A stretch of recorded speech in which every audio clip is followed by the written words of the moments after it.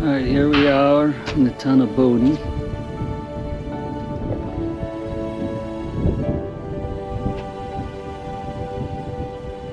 Bodie is a ghost town in the Bodie Hills east of the Sierra Nevada mountain range in Mono County, California, United States. It is about 75 miles southeast of Lake Tahoe, and 12 miles east-southeast of Bridgeport, at an elevation of 8,379 feet. Bodie became a boom town in 1876 after the discovery of a profitable line of gold. By 1879 it had a population of 7,000 to 10,000. Here we are in the town of Bodie, California, which is a place I wanted to do a long time ago. And I finally get to come. Even though it's been hot out, it's actually nice up here, windy. So it's great. Bodie is registered as a California Historical Landmark. The ghost town officially was established as Bodie State Historic Park in 1962. It receives about 200,000 visitors yearly. Bodie State Historic Park is partly supported by the Bodie Foundation.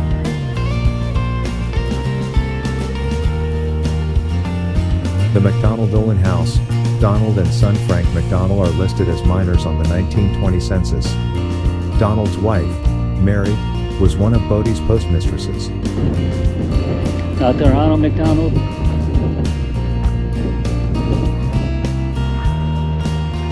This looks like it used to be a phone booth.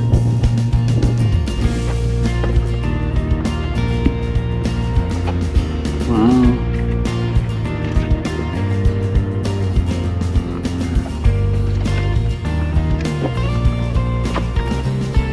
The inside of the house. And if you had to use the bathroom, this is where you would go.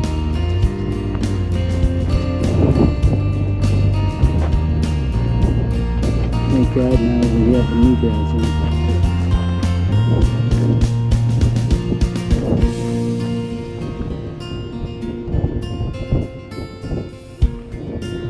So this is a nice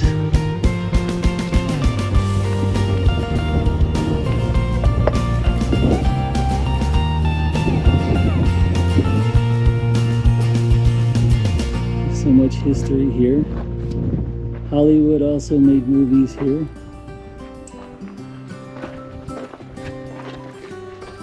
You can see when they left here, they left everything. Get a look in there. There's the kitchen.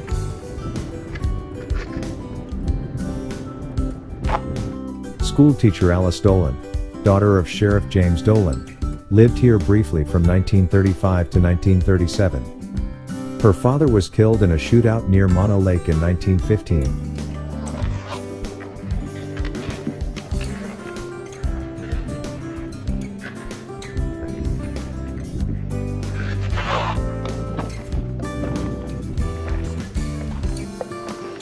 This one had to be a little higher up.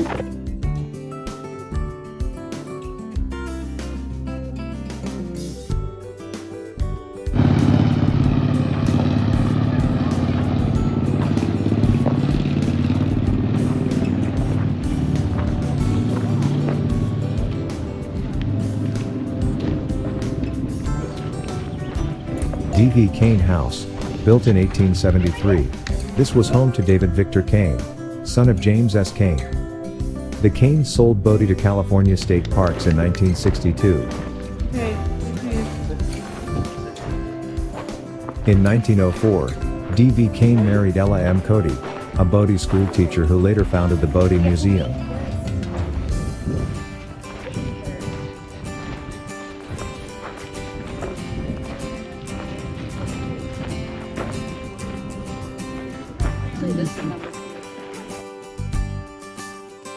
This Methodist church, built in 1882, is Bodie's only church still standing. A Catholic church, also built in 1882, burned in 1928. Can you come in, Jen? Oh, you can't go in there, huh? E.J. Clinton, head of a mining company at Bodie in the late 1920s, restored the church with his own funds and often preached sermons.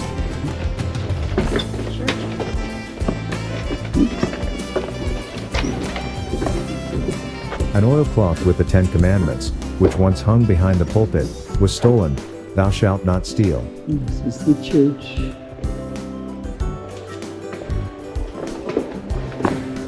The other one's still standing. Really? Yeah. This would have been the church. The only one still standing.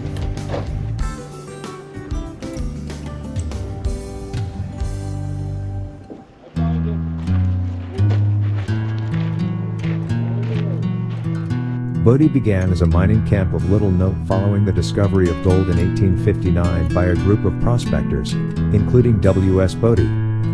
Bodie died in a blizzard the following November while making a supply trip to Monoville, near present-day Mono City, never getting to see the rise of the town that was named after him.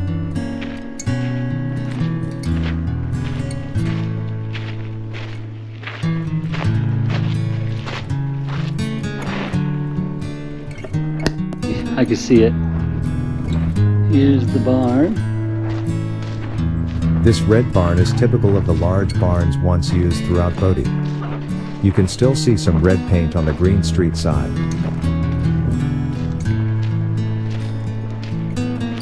The Miller House. Tom Miller, born in Canada, worked as a teamster for the Bodie Railway and Lumber Company at Mono Mills, near Mono Lake.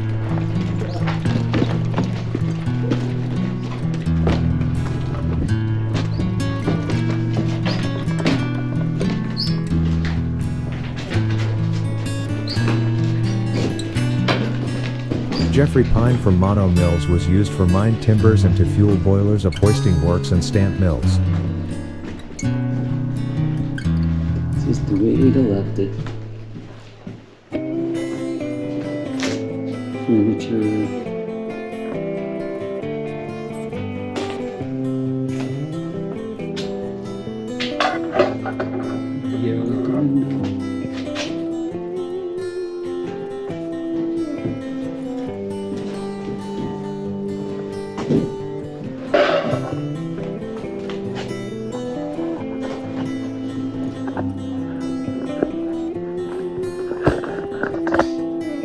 Once again,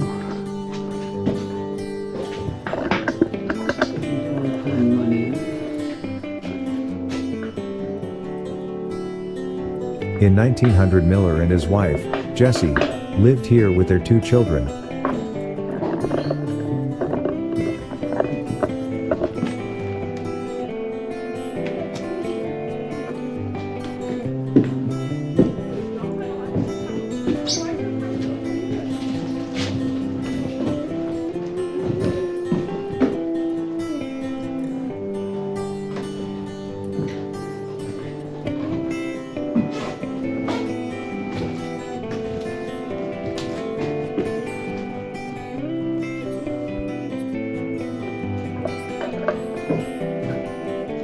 No kitchens.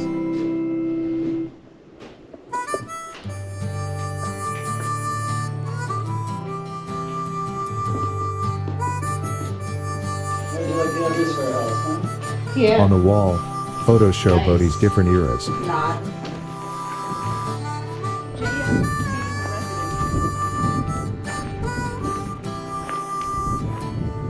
Is it open?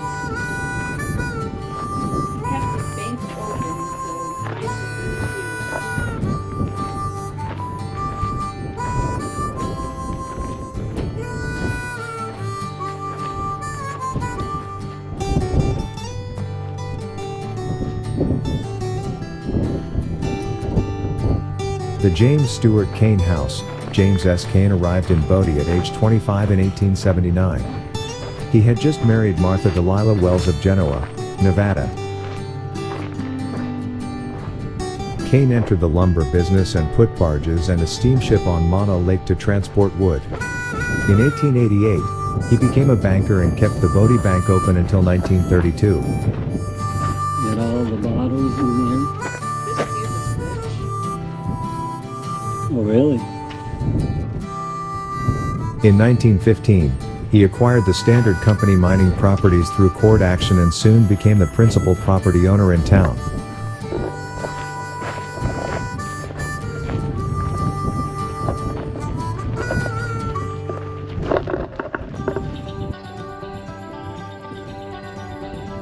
He always believed Bodie's mines would prosper again.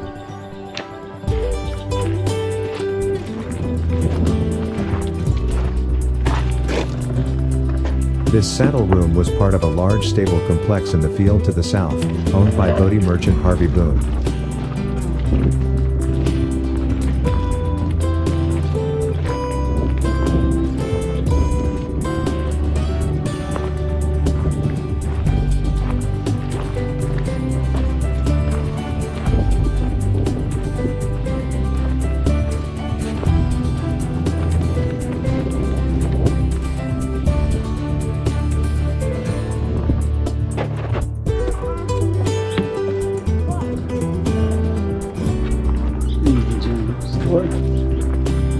The Boone Store and Warehouse.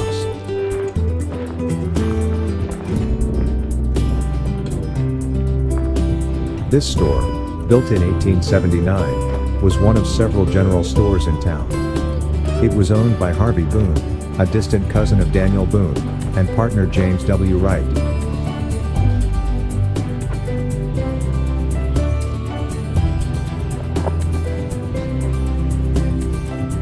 Boone was active in the community, serving as county supervisor, school trustee, and Bodie Water Company president. Oh. The Lottie and Eli Jall House. Lottie married Eli Jall in Nevada before moving to Bodie in 1883. The couple's successful mining investments allowed them to purchase houses and several saloons.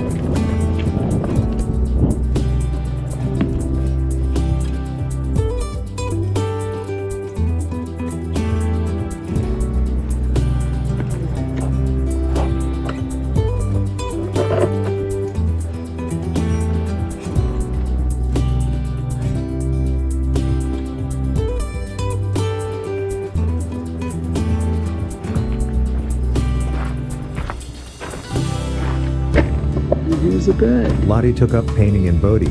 One of her paintings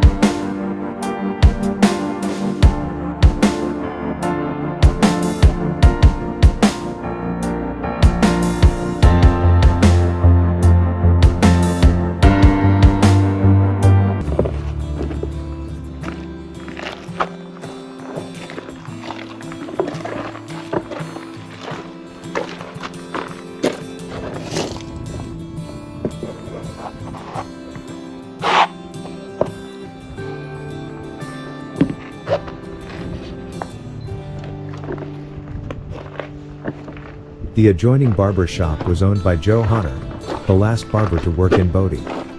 The area just north of the barber shop was the site of one of August Soderling's assay offices. Soderling lived in Bodie from the boom years into the early 1900s. In 1876, the Standard Company discovered a profitable deposit of gold-bearing ore, which transformed Bodie from an isolated mining camp comprising a few prospectors and company employees to a Wild West boomtown. Rich discoveries in the adjacent Bodie mine during 1878 attracted even more hopeful people. By 1879, Bodie had a population of approximately 7,000 to 10,000 people and around 2,000 buildings. One legend says that in 1880, Bodie was California's second or third largest city, but the U.S. Census of that year disproves this. Over the years, Bodie's mines produced gold valued at nearly $34 million US.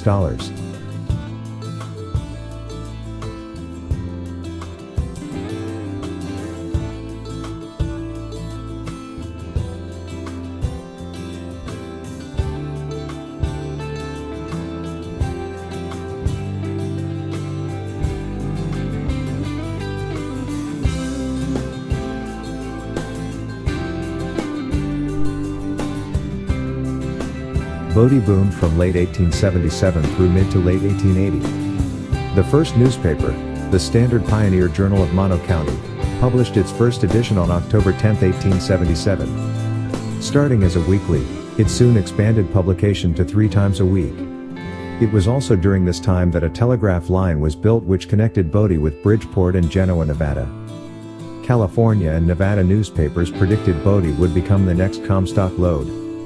Men from both states were lured to Bodie by the prospect of another bonanza.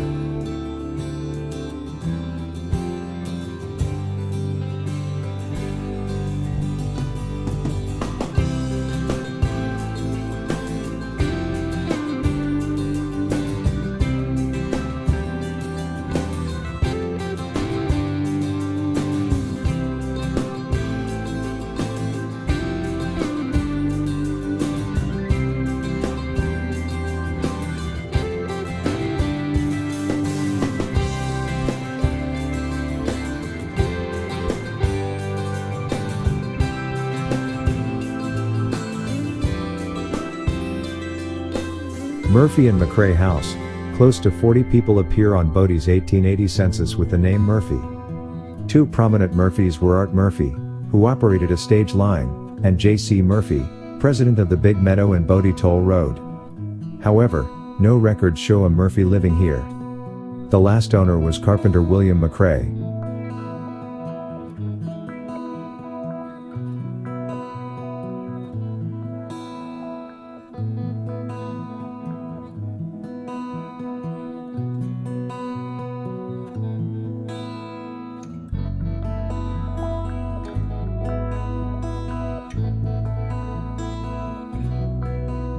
As a bustling gold mining center, Bodie had the amenities of larger towns, including a Wells Fargo bank, 4 volunteer fire companies, a brass band, railroad, miners and mechanics union, several daily newspapers, and a jail.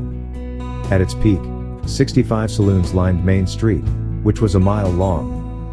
Murders, shootouts, barroom brawls, and stagecoach holdups were regular occurrences.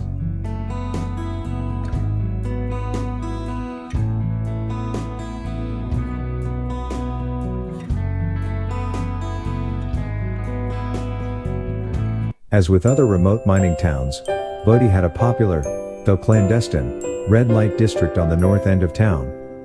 There is an unsubstantiated story of Rosa May, a prostitute who, in the style of Florence Nightingale, came to the aid of the town menfolk when a serious epidemic struck the town at the height of its boom. She is credited with giving life-saving care to many, but after she died, was buried outside the cemetery fence.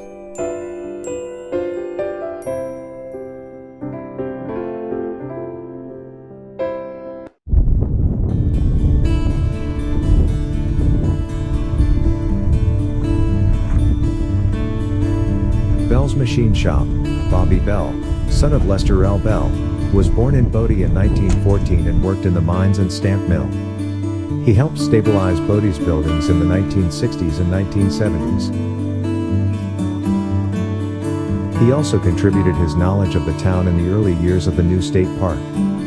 He died in 2003 and is buried in Bodie Cemetery.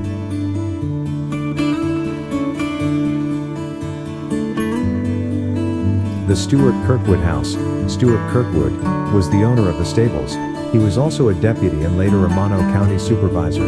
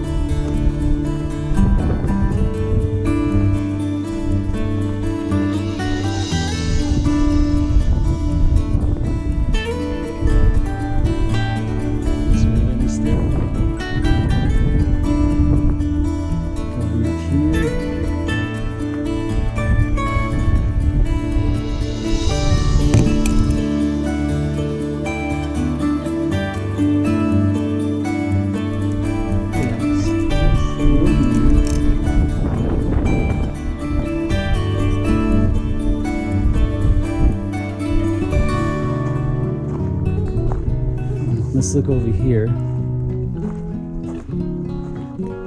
Wow, this is a big house.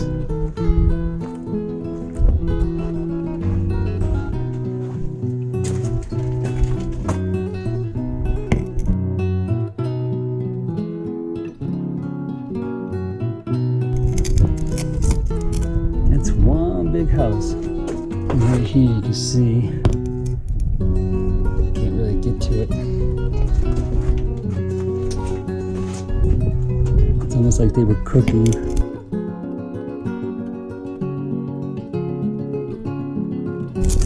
And just suddenly left.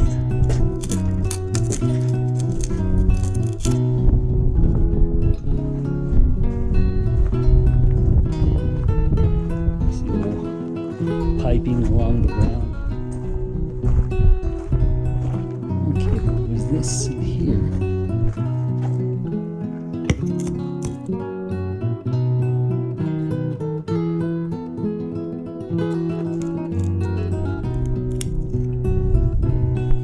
You liking it? Yeah, it's pretty nice.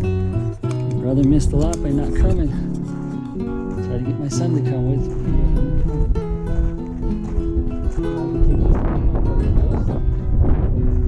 But I would come again. I would love to be able to spend the night out there, roam around.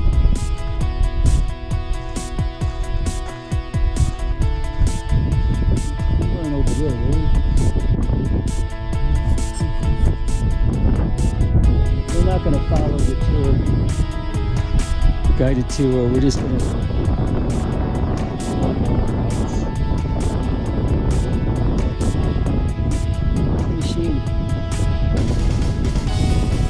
A lot of this stuff is used for mining. I don't know, maybe they gave